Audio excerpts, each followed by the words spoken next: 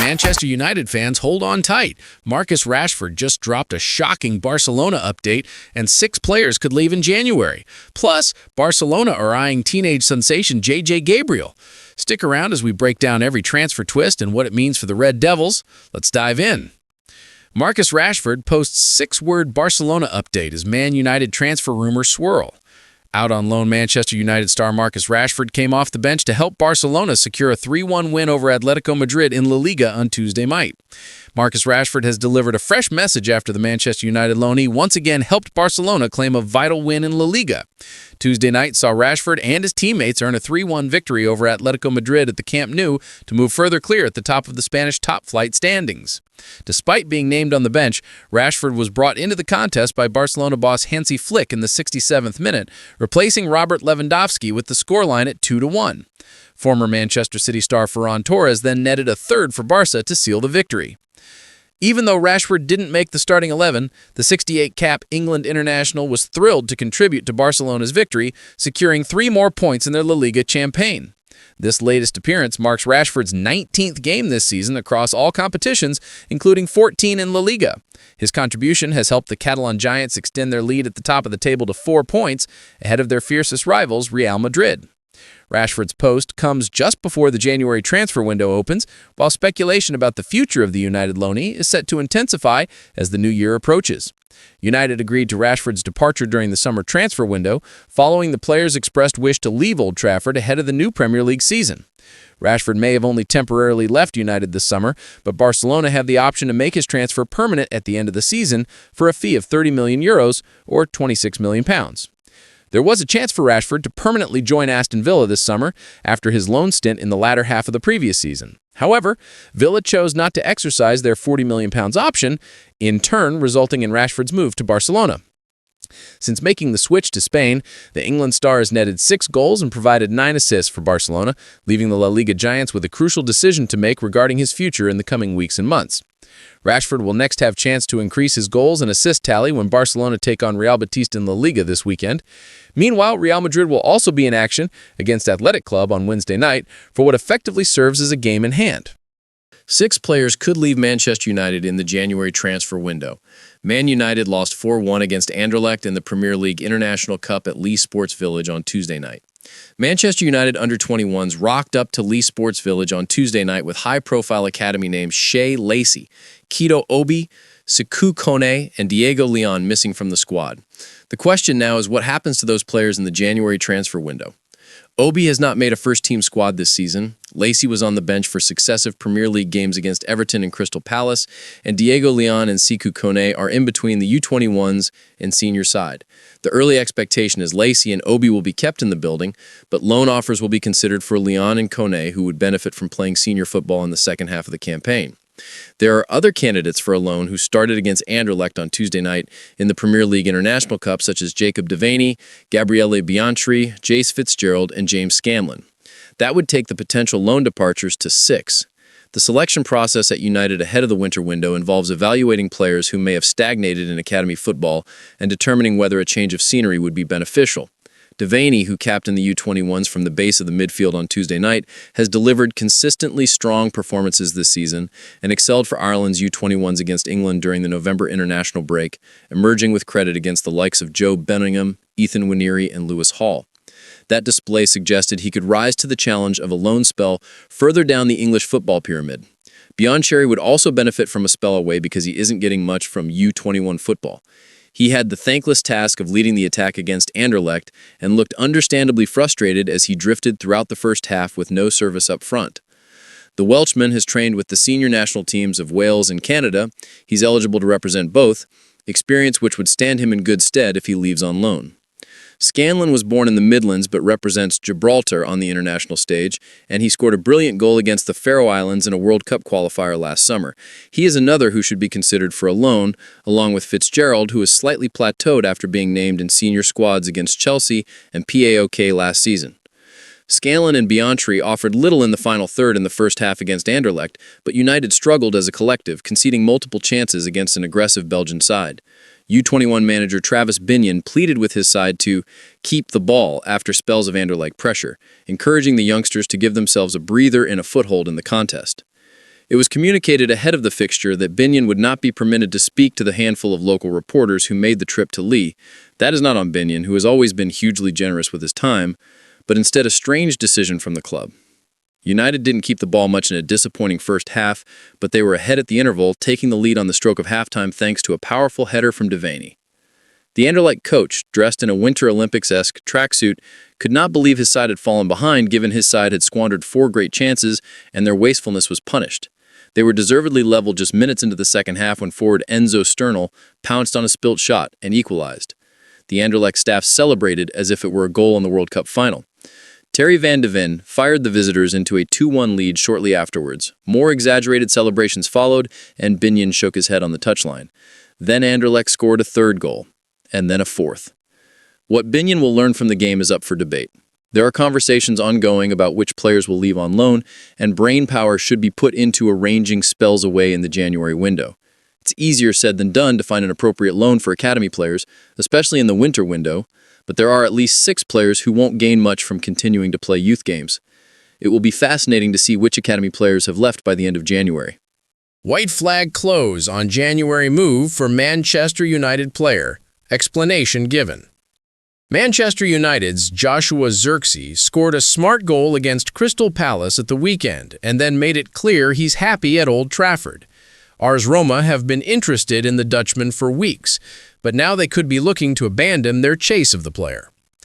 Today's Corriere dello Sport reports the track to signing the Manchester United player is increasingly difficult for the Italian side.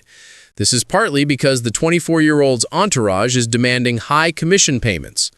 More than that, Manchester United aren't keen on a loan. They would only consider a permanent sale, and this isn't something Roma can afford. Ruben Amorim's side will lose Amad Diallo and Brian Mbemo to the AFCON later this month.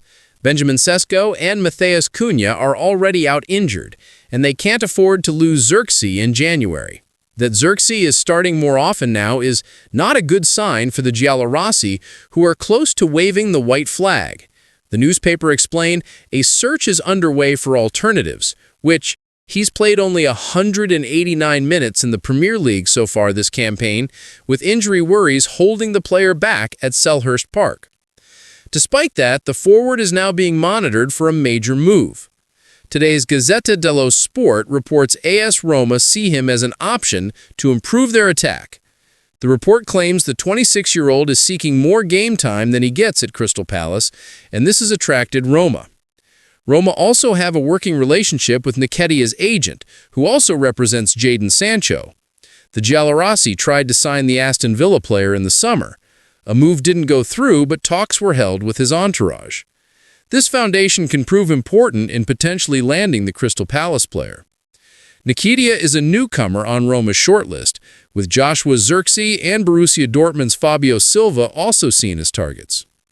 The report doesn't provide as much context as it should, though. This is because Sancho's agent was actually a problem to the Roman side in the summer.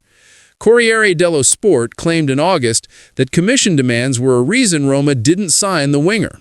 As a result, it may be difficult to see how Gian Piero Gasparini's side go back in for another one of his clients in January. Barcelona want Manchester United teenage sensation JJ Gabriel. Barcelona are looking to lure Manchester United teenage sensation Joseph Jr. Andreu Gabriel, better known as JJ Gabriel, away from the Old Trafford club, according to The Sun. Gabriel has been a key player for the Man United under-18s this term, with 10 goals in 10 games to his name. The 15-year-old has trained with the Red Devils senior team with manager Ruben Amorim, a huge fan. Man United director of football Jason Wilcox convinced Gabriel to stay at the club this season and next term, but Barca want him at La Masia and are making a serious effort to sign him. He was pictured with Lamine Yamal during a visit to Spain, and the chance to link up with the Barca star, who made his first-team debut as a 15-year-old, could appeal to him. Gabriel notched a hat trick to help Man United under-18s defeat their Liverpool counterparts 7-0 last weekend. The England under-16 international grabbed an incredible solo goal, going past 4 Liverpool players as he twisted and turned in the box before firing home. It is one of the reasons Barca want him, and the Red Devils will be desperate to hold on to him. Newcastle United want to sign Manchester City goalkeeper James Trafford during the winter transfer window, according to the Daily Mail. The Magpies wanted the Englishman at St. James Park last summer, but City used a matching rights clause to beat them to a signing. However, they are expected to return for the 23-year-old next month. Trafford was told he would be first choice after joining from Burnley, but Man City signed Gianluigi Donnarumma from Paris Saint-Germain on transfer deadline day. The Italian has started every Premier League game since then. Trafford now wants to leave for regular playing opportunities elsewhere, and Newcastle could be willing to hand him the chances he desires. He was hoping his move to Man City would help him claim the England starting berth from Everton's Jordan Pickford, but he has played just 3 times since Donnarumma's arrival. Newcastle signed Aaron Ramsdale on loan from Southampton, and he could get a run of games after calls were made to drop Nick Pope following several mistakes. Trafford would not be guaranteed an immediate place in the Magpies' starting 11, given the quality and experience of Ramsdale and Pope. However, manager Eddie Howe is a fan of the Man City star and could be willing to throw him into his lineup due to his style of play. Newcastle could do with quality additions during the winter transfer window as they look to finish strongly across all competitions during the second half of the season. Another goalkeeper should not be a priority given their other needs, and they must make smart decisions. Newcastle want AZ Alkmaar midfielder Kees Smit and would be open to selling Joe Willock to Crystal Palace to facilitate the move. They could do with attacking reinforcements, with William Ozula close to signing for Eintracht Frankfurt after reportedly reaching a verbal agreement to join them. Sir Alex Ferguson said he wouldn't sign me for Man United, so I won the title with Liverpool. Sir Alex Ferguson snubbed a player who went on to sign for Manchester United's rivals Liverpool before winning the Premier League and Champions League. Sir Alex Ferguson once brutally called out Jordan Henderson in public over his running style. The legendary Manchester United manager had been keeping tabs on the promising talent during his time at Sunderland and thought about making a move for him. But after sending scouts to watch Henderson in action, Ferguson decided against pursuing the midfielder due to his unusual gait, claiming Henderson runs from his knees. Ferguson wrote in his autobiography, "We looked at Jordan Henderson a lot, and Steve Bruce was unfailingly enthusiastic about him. Against that, we noticed that Henderson runs from his knees with a straight back, while the modern footballer runs from his hips." He added, "We thought his gait might cause him problems later in his career."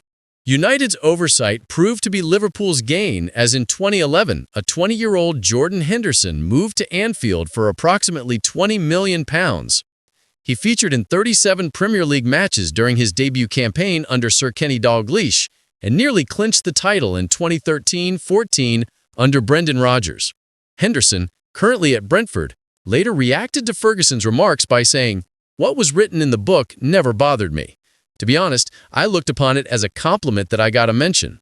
The fact Alex Ferguson was watching me at some stage must have meant I was doing something right."